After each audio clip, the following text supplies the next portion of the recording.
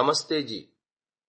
सप्तम श्रव्य कणिका सत्यार्थ प्रकाश व्याख्यान माला आप सभी स्वाध्याय प्रेमी महानुभावों का हृदयपूर्वक स्वागत करता हूं। महानुभावों, हम सत्यार्थ प्रकाश की भूमिका पर विचार कर रहे हैं। भूमिका के कुछ परिच्छेद हमने पढ़ लिए, उसकी व्याख्या चल रही थी। जहां पर गत श्रव्य कणिका में बात हमने समाप्त की थी कि इस सत्यार्थ प्रकाश रूपी लेख से यही प्रयोजन है कि सब मनुष्य मात्र को देखना, सुनना, लिखना आदि करना सहज होगा। सब मनुष्यों को उचित है, यह अनुभूमिका 3 में ये वचन लिखे मिलते हैं कि सब मनुष्यों को उचित है कि सबके मत विषयक पुस्तकों को देख समझकर कुछ सम्मति व असम्मति देवें अथवा लिखें, नहीं तो सुना करें। क्योंकि जैसे पढ़ने से पंडित होता है, वैसे सुनने से बहुश्रुत होता है। यदि श्रोता दूसरे को नहीं समझा सके तथापि आप तो समझ ही जाता है। यदि एक मत वाले दूसरे मत वालों के विषय में जाने और अन्य न जाने तो यथावत संवाद नहीं हो सकता। किंतु अज्ञानी किसी भ्रमरूप बाड़े में घिर जाते हैं। ऐसा न हो, इसलिए इस ग्रंथ में प्रचलित सभी मतों का विषय थोड़ा थोड़ा लिखा है। इतने ही से शेष विषयों में अनुमान कर सकता है कि वे सच्चे हैं व झूठे। जो सर्वमान्य सत्य विषय हैं, वे तो सब में एक से ही हैं। झगड़ा झूठे विषयों में हुआ करता है, अथवा एक सच्चा तथा दूसरा झूठा हो तो भी कुछ थोड़ा सा विवाद चलता है। यदि वादी प्रतिवादी सत्यासत्य निश्चय के लिए वाद प्रतिवाद करें तो अवश्य निश्चय हो जाए। इस प्रकार महानुभावों, ये ग्रंथ में आए हुए विभिन्न समुल्लासों की अनुभूमिकाओं में जो बातें लिखी हैं, उन बातों से भी यही सिद्ध होता है कि महर्षि दयानंद जी का प्रयोजन मात्र और मात्र सत्यासत्य का निर्णय करना और कराना है।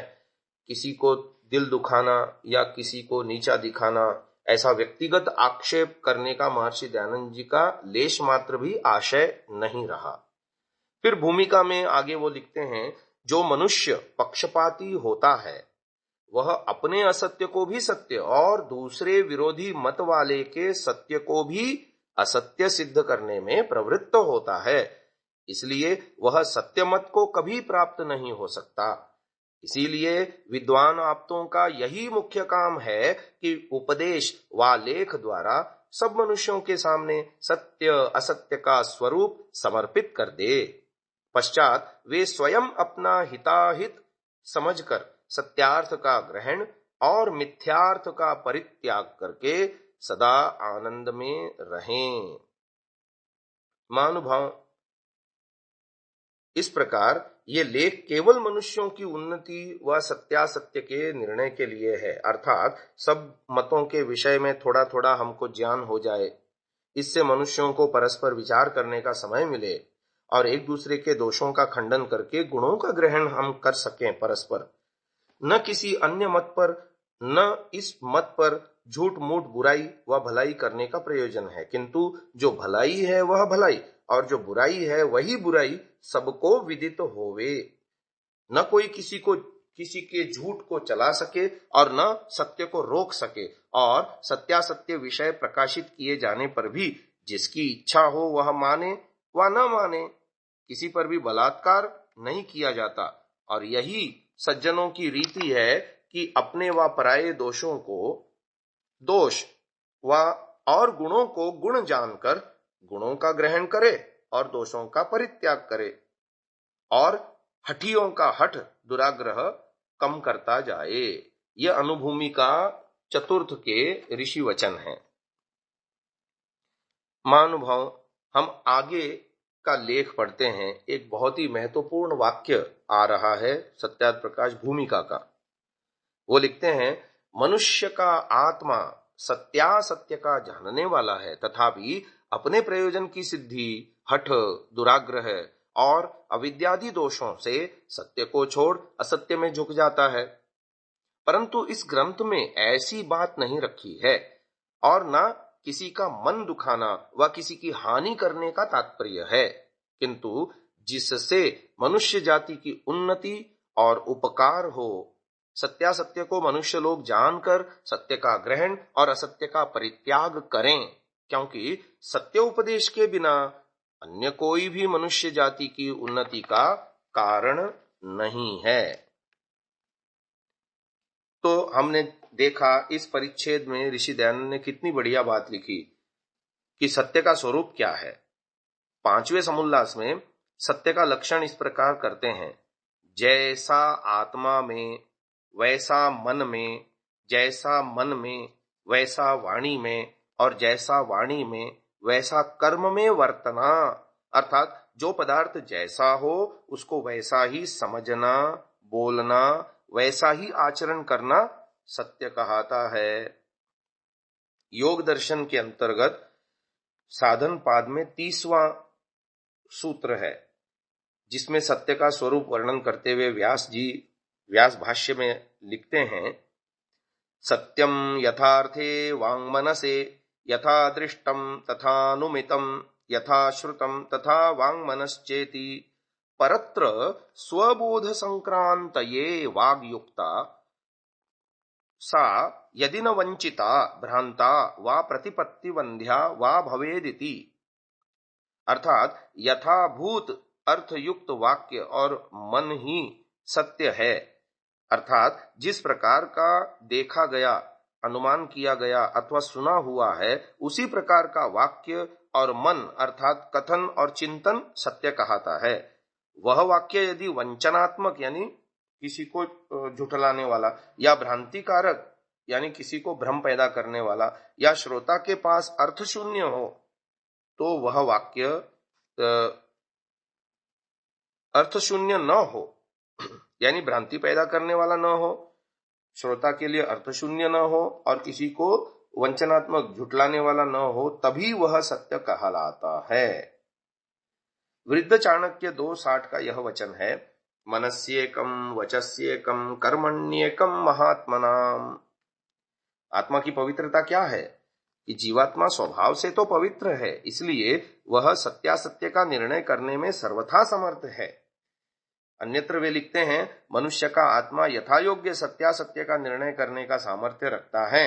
हाँ, जो कोई पक्षपात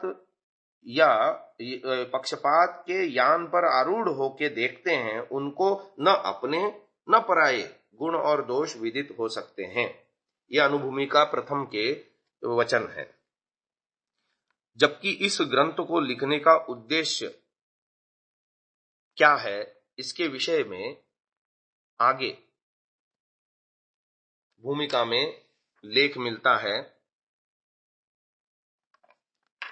इस ग्रंथ में जो कहीं कहीं भूल चूक से अथवा शोधने तथा छापने में भूल चूक रह जाए, उसको जानने जनाने पर जैसा वह सत्य होगा वैसा ही कर दिया जाएगा, और जो पक्षपात से अन्यथा शंका व खंडन मंडन करेगा उस पर ध्यान न दिया जाएगा। हाँ, जो वह मनुष्य मात्र का हितैषी होकर कुछ जनावेगा, उसको सत्य सत्य समझने पर उसका मत संगृहीत होगा। यद्यपि आजकल बहुत से विद्वान प्रत्येक मतों में हैं, वे पक्षपात छोड़ सर्वतंत्र सिद्धांत अर्थात जो बातें सबके अनुकूल सब में सत्य हैं उनका ग्रहण, और जो एक दूसरे से विरुद्ध बातें हैं उनका त्याग कर परस्पर प्रीति से वर्ते वर्तावें, तो जगत का पूर्ण हित होवे। क्योंकि विद्वानों के विरोध से अविद्वानों में विरोध बढ़कर अनेक विध दुख की वृद्धि और सुख की हानि होती है। इस हानि ने, जो कि स्वार्थी मनुष्यों को प्रिय है, सब मनुष्यों को दुख सागर में डुबा दिया है।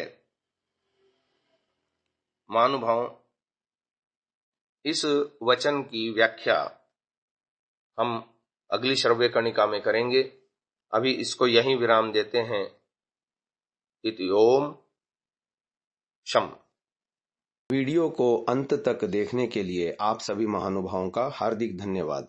क्या आप जानते हैं, सांतसा नामक ऐप को गूगल प्ले स्टोर से एंड्रॉइड के लिए यदि आप डाउनलोड करते हैं, तो जो आर्य सज्जन महानुभाव हैं, जो नियमित यज्ञ करते हैं, साप्ताहिक यज्ञ करते हैं या किसी विशेष अवसरों पर यज्ञ करते हैं, आपकी समस्त आवश्यकताओं की पूर्ति के लिए सांतसा नामक ऐप में ऑडियो नामक सेक्शन में आपको अग्निहोत्र पर्व मंत्र नामक शीर्षक के अंतर्गत सब प्रकार के हवन प्रकारों का उसमें प्रावधान दिया गया है।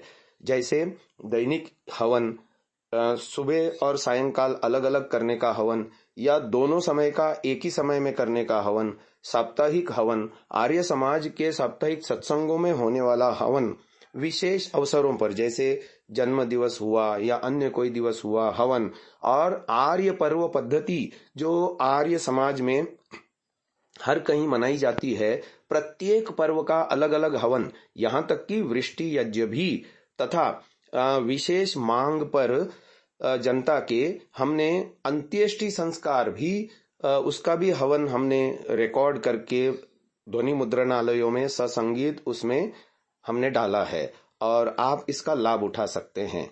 धन्यवाद। आज ही सांतसा ऐप एंड्रॉयड के लिए गूगल प्ले स्टोर से डाउनलोड करें, लाभ उठाएं। ओम।